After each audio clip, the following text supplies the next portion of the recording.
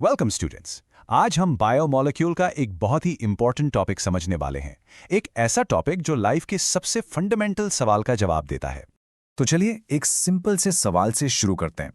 कभी सोचा है आपने कि भाई आप अपने पेरेंट्स जैसे ही क्यों दिखते हो? ये जो हम कहते हैं ना कि शक्ल मम्मी पे गई है या आंखें पापा पे गई हैं, ये जो हेरिडिटी का कॉन्सेप्ट है, इसके पीछे की केमिस्ट्री आखिर है क्या? इसका जवाब बच्चों एक बहुत ही स्पेशल मॉलिक्यूल के अंदर छिपा है जिसे हम कहते हैं न्यूक्लिक एसिड्स।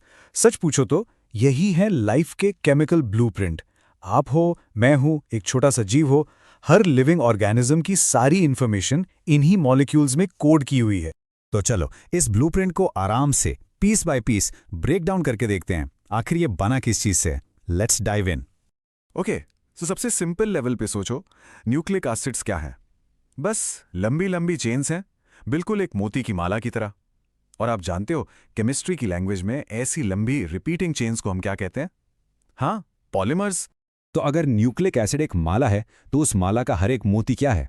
हर एक लिंक उस चेन की वो एक छोटी सी यूनिट है जिसका नाम है न्यूक्लियोटाइड। सो सबसे क्रूशियल पॉइंट यही है, nucleotide is the monomer of the nucleic acid polymer. So exam के लिए ये डेफिनेशन बिल्कुल पक्की कर लो।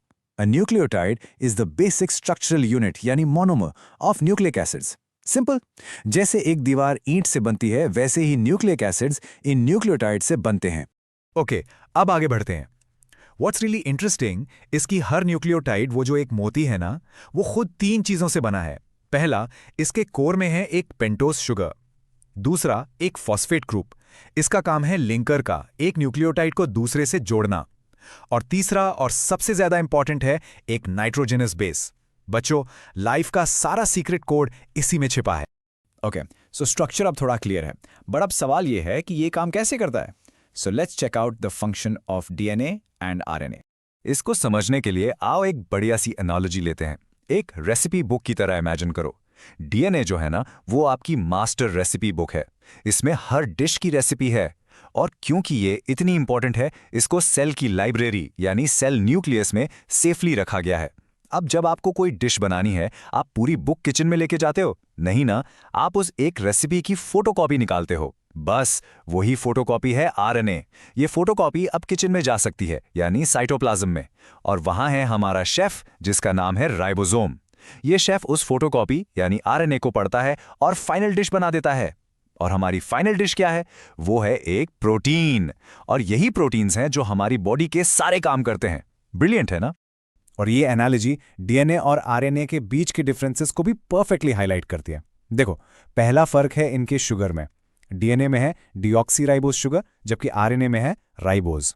दूसरा, बेसिस में एक छोटा सा चेंज है। दोनों में ए, सी और जी होते हैं, बट डीएनए में टी यानी थाइमीन होता है और आरएनए में टी की जगह यू यानी यूरैसिल आ जाता है। और तीसरा और सबसे बड़ा स्ट्रक्चरल फर्क, डीएनए एक डबल हेलिक्स है, 2 धागों वाली स्प्रिंग, जबकि आरएनए आमतौर पर सिंगल स्ट्रैंडेड होता है। चलो अब इस पूरे स्ट्रक्चर की एक सॉलिड मेंटल इमेज बनाते हैं, एक ऐसी तस्वीर जो दिमाग में हमेशा के लिए सेट हो जाए। ओके, वापस उस मोती की माला पे आते हैं। इमेजिन करो कि हर न्यूक्लियोटाइड एक मोती यानी एक पर्ल है। अब ये सारे पर्ल्स एक धागे से जुड़े हैं। ये धागा क्या है? ये है शुगर और फॉस्फेट ग्रुप का बना हुआ शुगर फॉस्फेट बैकबोन। तो ये जो पूरी माला बन गई, this is a polynucleotide chain. आपका आरएनए मॉलिक्यूल ऐसी ही एक सिंगल माला है। Okay, now for the grand finale. अब इमेजिन करो कि ऐसी ही 2 मालाएं, 2 पॉलीन्यूक्लियोटाइड चेन्स एक दूसरे के आसपास स्प्रिंग की तरह या एक घुमावदार सीढ़ी की तरह ट्विस्ट हो जाती है। बस दैट्स इट। यही है आपका famous DNA double helix structure. Simple है, राइट? तो ठीक है, हमने स्ट्रक्चर समझ लिया, फंक्शन समझ लिया, बट आखिर ये सारी थियोरी रियल लाइफ में हमारी दुनिया में कहाँ काम आती है? Let's see one very powerful application. आपने डीएनए फिंगरप्रिंटिंग के बारे में जरूर सुना होगा, राइट? मूवीज में, क्राइम शोज में। उसके पीछे की साइंस यही है। देखो, आइडेंटिकल ट्विन्स को छोड़कर हर इंसान का डीएनए सीक्वेंस थोड़ा सा यूनिक होता है। तो ये टेक्निक क्या करती है? ये डीएनए सैंपल्स को कंपेयर करती है। फॉरेंसिक साइंस में क्राइम सीन पे मिले ब्लड या हेयर सैंपल के डीएनए को सस्पेक्ट के डीएनए से मैच करने के लिए इसे यूज करते हैं। इतना ही नहीं, पैटर्निटी टेस्ट में भी फैमिली रिलेशनशिप्स कंफर्म करने के लिए यही यूज होता है। This shows you why this topic really matters. Okay, great. चलिए इस पूरे टॉपिक को 3 इंपॉर्टेंट पॉइंट्स में क्विकली रिवाइज कर लेते हैं ताकि सब कुछ एकदम सॉलिड हो जाए। So the crucial points to remember are number 1, the core idea. Nucleic acids, चाहे DNA हो या RNA, आखिर हैं क्या? They are polymers made of nucleotide units. Simple.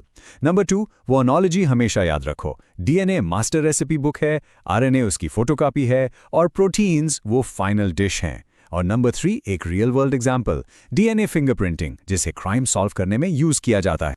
अगर आप ये 3 चीजें, कोर आइडिया, एनालॉजी और एग्जाम्पल, याद रखेंगे, ट्रस्ट में ये टॉपिक एग्जाम में बहुत ही आसान लगेगा. और जाते जाते एक सवाल छोड़ जाता हूं, सोचते रहना, अगर न्यूक्लिक एसिड्स सच में कोड ऑफ लाइफ है, तो इस कोड को और बेहतर समझकर हम फ्यूचर में और क्या-क्या अनलॉक कर सकते हैं. What's next?